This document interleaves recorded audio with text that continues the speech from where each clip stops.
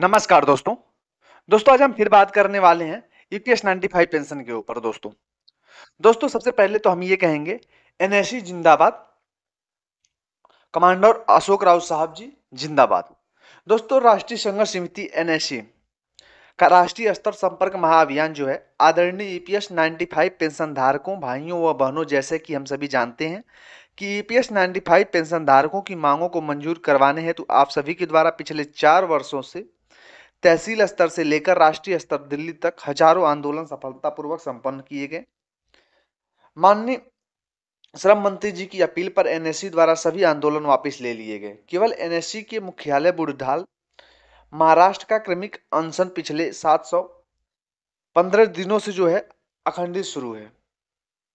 दोस्तों ये मैं अभी का डाटा नहीं दे रहा हूँ, पहले का डाटा दे रहा हूँ। अभी मैं आपको लास्ट में यहाँ पे दिखाऊंगा कि वीडियो इसमें कितने दिन से है। दिनांक 4/3/2020 को माननीय हेमा मालिनी जी सांसद सदस्य जो है मथुरा की अगुवाई में माननीय प्रधानमंत्री जी के साथ एनएससी प्रतिनिधियों के साथ हुई मीटिंग में माननीय प्रधानमंत्री जी द्वारा आश्वासन व संबंधित मंत्री महोदय जी को दिशा निर्देश देने के बाद से ही 65 लाख वृद्ध पेंशन धारकों की निगाहें माननीय प्रधानमंत्री पर टिकी हुई हैं कि हमारे मुख्य मांग अब शीघ्र ही पूरी होंगी। आने वाले बजट सत्र तक या उसके पहले हमारी मांगों को सरकार द्वारा मंजूर कराए जाने की संभावना दिखाई दे रही है। इस प्रक्रिया में पार्लियामेंट्री कम्युनिटी ऑन लेबर सहित कई घटकों की जो है अपनी अपनी भूमिकाएं हैं।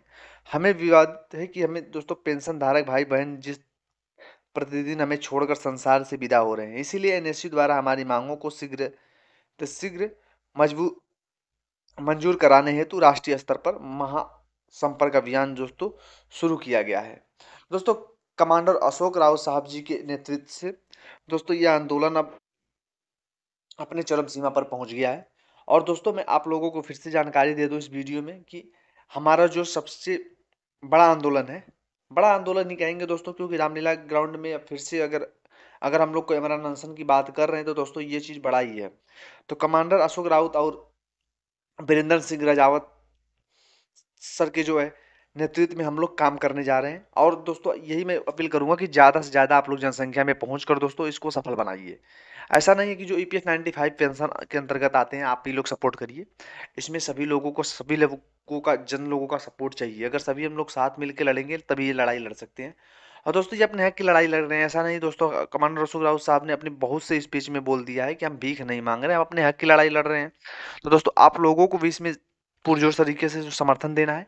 और दोस्तों ईपीएफओ की जो मनमानी चल रही है दोस्तों उसको काबू करना है।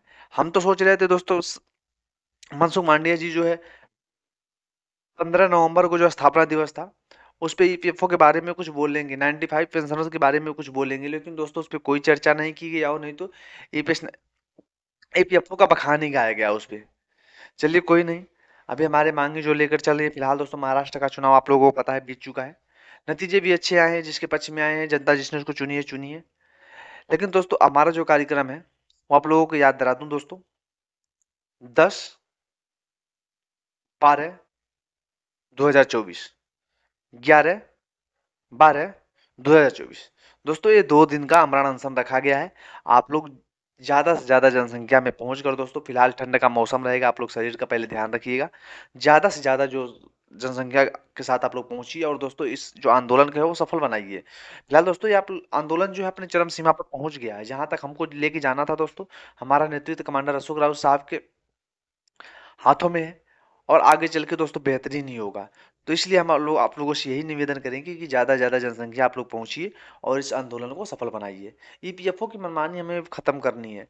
गवर्नमेंट भी पता नहीं अगर कोर्ट की बात मानती, आम आदमी का कोर्ट भी नहीं सुनता,